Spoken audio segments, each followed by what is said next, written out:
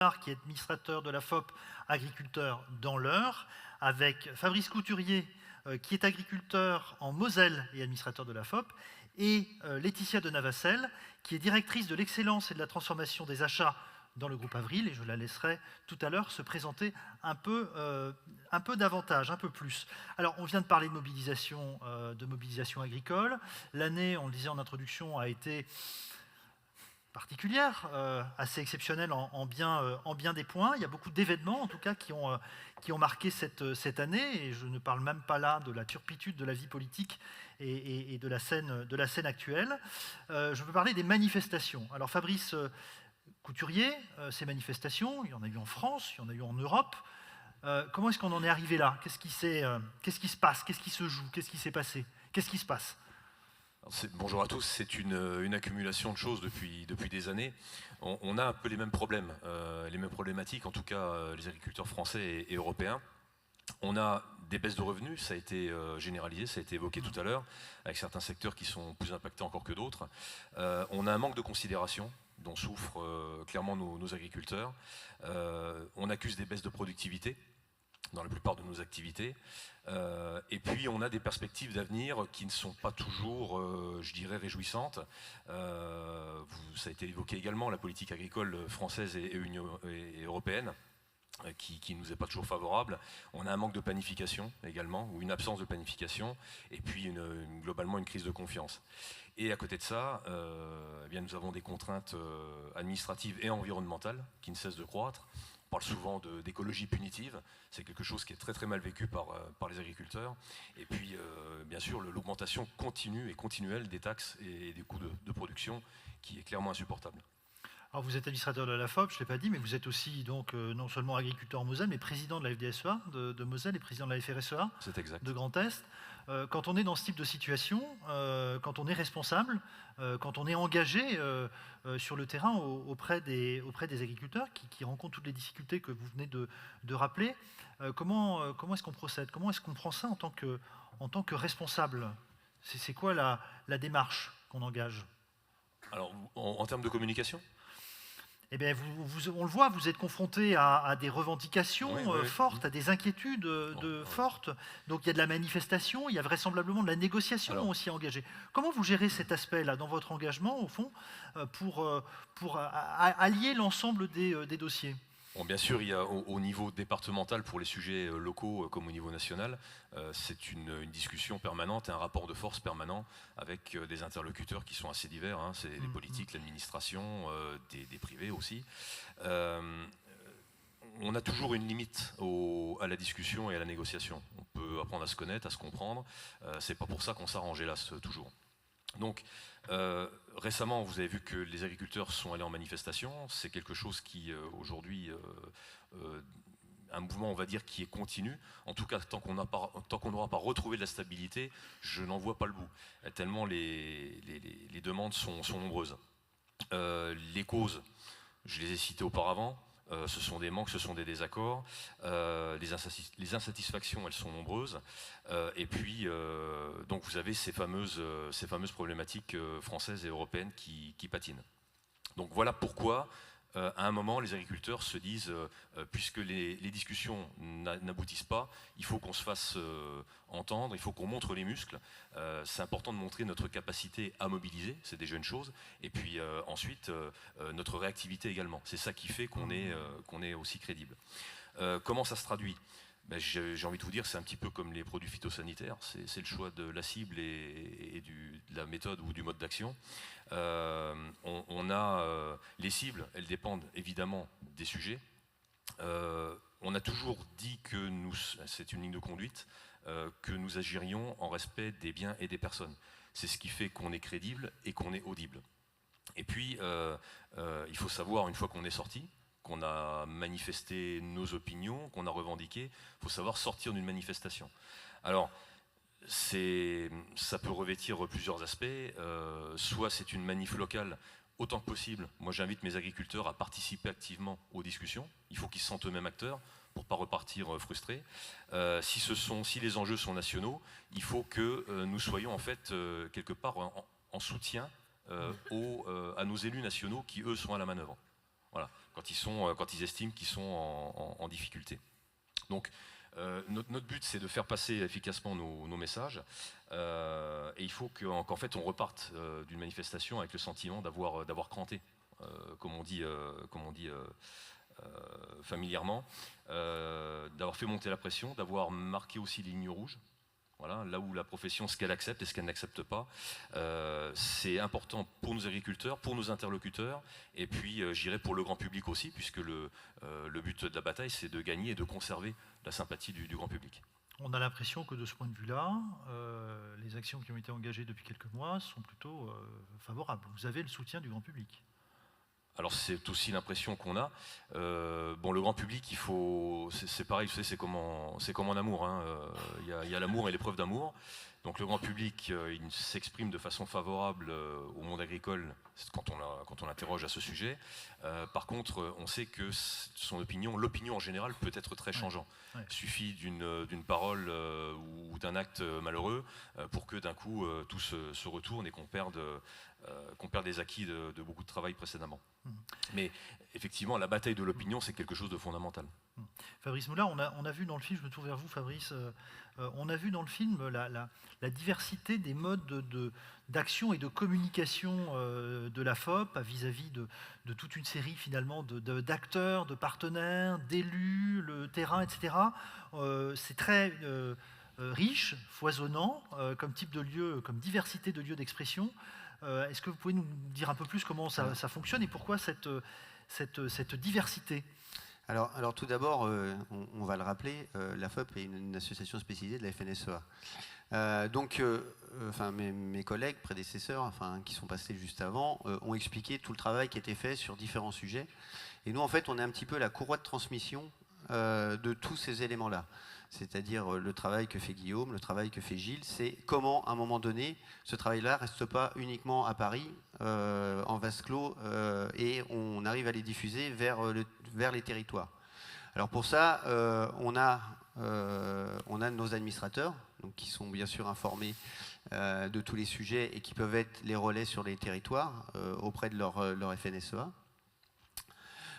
Et après, sous diverses formes, c'est-à-dire selon les sujets, on fournit des vidéos, on fournit des écrits, on fournit des argumentaires pour qu'en fait le réseau soit le plus armé à pouvoir répondre aux sollicitations. Donc c'est la raison pour laquelle vous intervenez à tous les niveaux et dans de multiples directions. C'est spécifique à la FOP ou dans le paysage syndical ou pas? Je dirais que c'est pas spécifique à la FOP, hein. Ouais. C'est ce que font aussi nos collègues des autres AS végétales et même animales, c'est d'être un petit peu les experts dans le domaine qui les concerne pour pouvoir justement amener des éléments et bon, la FNSEA étant un syndicat plutôt généraliste, nous on amène cette expertise de filière. Ok, donc ça vous amène à un certain nombre de devoirs, de responsabilités vis-à-vis de la représentation de la filière. Comment vous mettez ça en œuvre au fond? Comment ça fonctionne? On voit bien qu'au travers des sujets d'actualité récents, la filière a bien malgré elle été mise un petit peu en lumière. Donc on a agi à différents étages et d'ailleurs je tiens à remercier tous les administrateurs de la FOP qui ont fait paraître des articles dans les journaux pour justement remettre un petit peu la vérité sur tout un tas de sujets à leur place. Donc ceux qui l'ont fait vont se reconnaître, et que ce soit dans les lettres hebdo. Donc après, on a plusieurs choses, c'est-à-dire qu'on a fourni des contenus à la FNSEA, donc des argumentaires donc sur les sujets qui sont liés à la filière et liés à nos productions de différents types, et donc à nos administrateurs également, parce qu'en fait, il nous faut absolument, parce qu'on voit qu'il faut aller toucher au plus près les agriculteurs, puisque même moi étant administrateur depuis des années dans mon département, j'explique la filière quasiment à chaque conseil d'administration, et j'ai encore eu la semaine dernière les mêmes questions de la semaine d'avant, de la fois d'avant, et en fait on sent qu'on a besoin de rabâcher, c'est-à-dire rappeler qui on est, d'où on vient et qu'est-ce qu'on veut. Voilà. Et donc la particularité un petit peu de la FOP, c'est qu'elle est adossée, donc nos prédécesseurs il y a quelques années ont eu cette idée d'investir dans la filière d'essayer de créer des débouchés pour leurs graines et donc de créer ce qu'on appelle cette filière. Et cette filière, en fait, c'est ce qu'on appelle un petit peu une base de syndicalisme économique, c'est-à-dire que des syndicalistes, à un moment donné, se sont pris en main pour structurer une filière. Et donc ça nous oblige maintenant, nous, à avoir un devoir, c'est de continuer cette pédagogie qui, à une époque, pouvait être assez évidente parce que les membres fondateurs de la structure étaient parfois des agriculteurs qui ont été intégrés des fois comme les premiers dirigeants du groupe Avril. Et là, forcément, vu la taille du groupe, on voit bien qu'il y a, que les profils ont évolué et qu'en fait, il nous faut aussi une connexion donc, vers le monde agricole pour expliquer ce qui est le modèle, mais aussi en interne pour expliquer qu'est-ce qu'on est dans ce dispositif et pourquoi on est tous là aujourd'hui réunis autour de cette assemblée. Ok, donc expliquer la filière et sans cesse le rappeler. Voilà. Ouais. Et donc parmi ces initiatives, mais là je vais... Oui, il y en a une qui a été citée dans le film et je vois, Fabrice, que vous vous tournez vers Laetitia de Navassel et j'allais le faire également pour parler de cette démarche, de cette initiative qui a été évoquée dans le film, de temps d'échange entre le groupe Avril et puis les administrateurs de la FOP pour échanger, communiquer avec les collaborateurs. Laetitia de Navassel, je vais peut-être d'abord vous laisser vous présenter un petit peu davantage si vous le souhaitez, en tout cas votre parcours aussi peut-être au sein du groupe, et nous expliquer ce que c'est que ce programme Vie Mater qui a été tout à l'heure évoqué dans le film. Merci, bonjour à tous. Donc, je suis chez Avril depuis 8 ans. J'ai eu différentes fonctions au sein de la stratégie, de l'immobilier et aujourd'hui des achats. Et j'ai participé, invité par Fabrice, au programme Vie Mater, comme de nombreux collaborateurs du groupe. Donc c'est une journée en petit comité. Je pense que c'est aussi la force du dispositif. On est, je crois que c'est 6 maximum. Bon. On va se rendre sur une exploitation d'un des administrateurs de la FOP. Donc moi j'ai eu la chance d'aller chez Fabrice, mais il y a des administrateurs qui nous ont accueillis, les différents collaborateurs du groupe, aux quatre coins de la France. Donc merci beaucoup à eux. Et on passe la journée avec l'agriculteur qui nous accueille à visiter son exploitation, évidemment, faire un tour de plaine ou un tour des installations, pouvoir discuter de nos métiers chacun et des problématiques. Et puis on essaye, on ne rentre pas dans le quotidien, quoique on peut monter sur un tracteur, mais on essaye de rentrer dans le quotidien, de comprendre les contraintes, de comprendre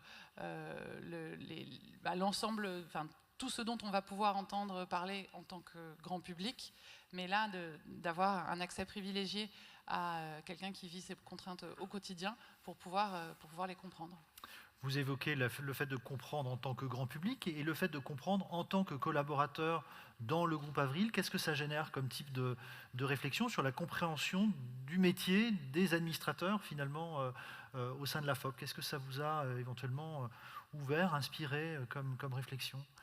Vous l'avez évoqué, la diversité, par sa taille, le groupe Avril a une diversité de collaborateurs, d'origine, je dirais aussi d'histoire familiale plus ou moins proche du monde agricole et aussi par la formation, par les études et les expériences professionnelles. Donc autant on va avoir pas mal de collaborateurs qui soit sont agriculteurs eux-mêmes, soit ont de la famille très proche.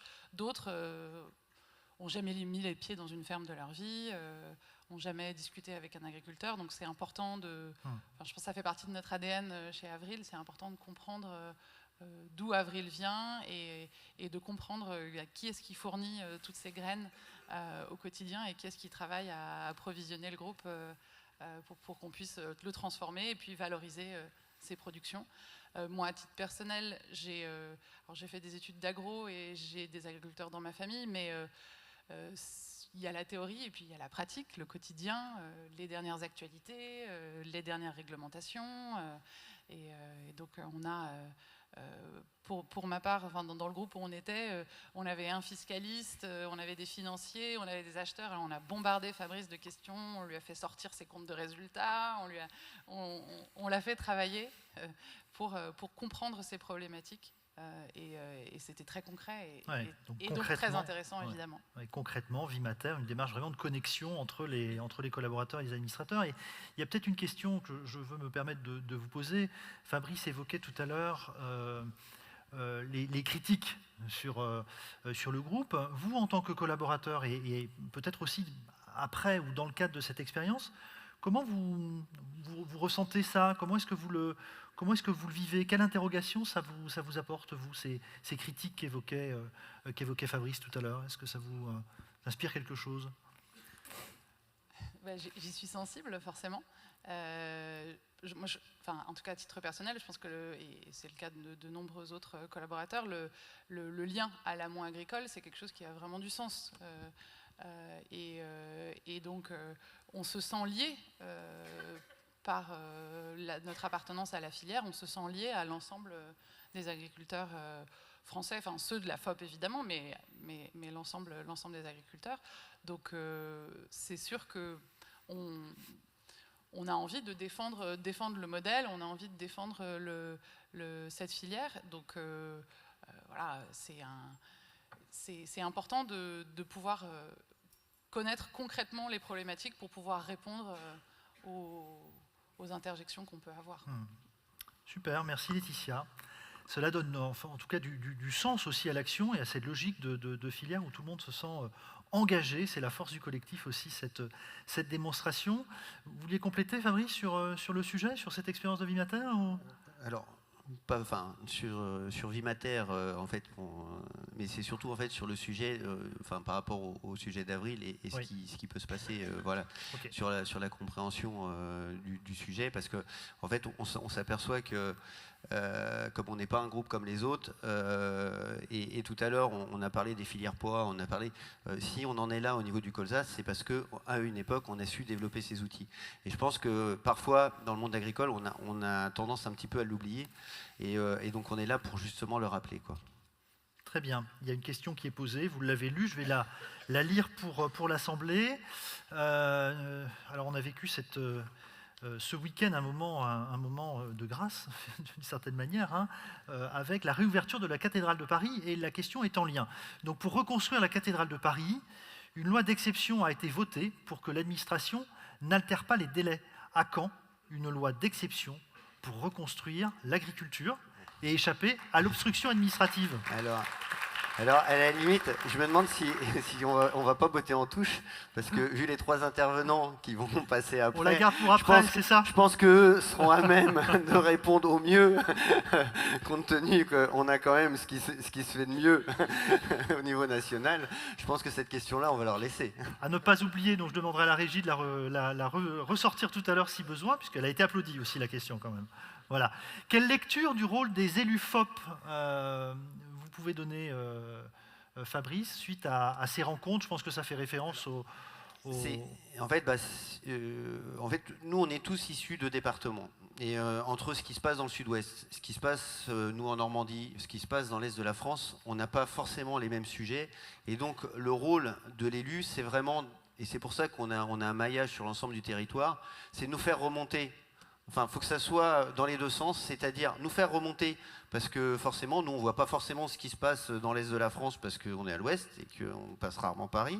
On ne va pas forcément voir ce qui se passe. Et donc, c'est de reprendre, et on s'aperçoit que les problématiques entre, tout à l'heure, on parlait des pois qui étaient dans un secteur et qui se sont déplacés, le tournesol qui est dans le sud de la France et qui a eu cette année ses propres problématiques, et aussi d'être l'interface, c'est-à-dire qu'on s'est rendu compte que nous, on pouvait produire plein de notes, plein d'images, plein de choses, sauf qu'à un moment donné, si quelqu'un ne le prend pas pour le remettre à l'échelon de l'agriculteur dans les territoires, eh ben c'est vain. Et ça, c'est valable pour l'ensemble de nos organisations, qu'on soit à l'interprofession, qu'on soit chez Avril, qu'on soit à la FOP, c'est d'expliquer, de réexpliquer toujours aux agriculteurs, et en fait, pour ça, il nous faut des relais sur les territoires, parce qu'en fait, le relais de l'agriculteur à côté de chez lui, c'est plutôt une vérité que nous, à la limite, on peut penser qu'on raconte une histoire. Une autre question concernant les actions syndicales et l'action spécifique de la FOP. La question est la suivante, c'est on fait un peu d'action, donc les agriculteurs font un peu d'action, un peu ou beaucoup d'ailleurs, d'action vers les parlementaires pour leur expliquer l'agriculture. On en remue quelques-uns aussi en ce moment pour expliquer les effets de la censure du gouvernement. Est-ce que vous aussi en filière, vous relayez ces éléments? Est-ce que vous aussi en filière, vous rencontrez les parlementaires? Je crois que c'est ce que Guillaume nous a expliqué tout à l'heure. En fait, très clairement, on a un travail régulier avec des parlementaires sur tous nos sujets, à partir du moment où ils sont spécifiques, et quand ils sont plutôt communs, par exemple sur les moyens de production, là on y va peut-être plus en mode association spécialisée, un peu plus large, et parfois on transmet les éléments à la FNSEA qui porte ces éléments. Et par rapport aux autres acteurs, c'est une autre question qui est posée. Comment est-ce que les autres acteurs de la filière agissent pour appuyer les demandes des agriculteurs? Est-ce que les demandes des agriculteurs sont seulement portées par les syndicats, ou est-ce que les autres acteurs de la filière appuient également, et de quelle manière, les revendications des agriculteurs? Alors, Fabrice, oui. Je vais vous donner mon prisme, la façon dont je la vis en tout cas. Quand il y a des problématiques qui sont communes au syndicalisme et à d'autres organisations, si on se connaît bien et qu'on est réactif, on arrive à parler d'une même voix, et on est beaucoup plus puissant. Voilà, c'est ça qui est intéressant. Donc à partir du moment où on travaille dans le sens de l'intérêt commun et qu'on s'est mis d'accord, on est fort. Puis on a eu un exemple tout à l'heure, me semble-t-il, avec les YUCO. C'est-à-dire que la démarche réglementaire engagée par CEPOL sur les YUCO est un des éléments qui permettent de répondre aussi, de démontrer la réponse à cette question. Et sur nos sujets, on a également les organismes stockeurs, qui sont quand même ce qui sort après nos exploitations, et qui, eux aussi, on a besoin des fois d'avoir des fronts communs pour défendre nos intérêts, puisque de toute façon, on sait très bien que quand il y a une diminution de volume, elle est traduite directement dans leurs infrastructures par le même problème. Merci bien. Je crois que les questions, il n'y en a plus. Je rappelle pour les questions, et on reprendra la question tout à l'heure de la loi d'exception. Les questions, vous les posez si de nouvelles personnes devaient être rentrées grâce au QR code. Donc vous scannez le QR code et l'ensemble des questions nous remontent. Pour clore cette dernière table ronde sur le rapport d'activité, Fabrice Moulard, je vous donne la parole pour donner quelques mots de... En fait, on va assurer cette transition. Alors, on a le contexte agricole qui est ce qu'il est en ce moment, mais il y a un paramètre un petit peu plus, je dirais, qui rajoute une petite couche, donc qui sont les élections chambres d'agriculture. Et donc, je pense qu'on va pouvoir passer la parole à nos interlocuteurs qui vont venir après, puisqu'en fait, il y a une partie un petit peu des attaques et des sujets depuis quelques semaines qui sont aussi liés à ce phénomène. Et donc, je pense qu'on va pouvoir faire monter nos collègues pour nous exposer un petit peu la situation autour de ce sujet-là. Merci Fabrice. Merci Fabrice, les deux. Merci à tous les trois. Et effectivement, merci de les applaudir.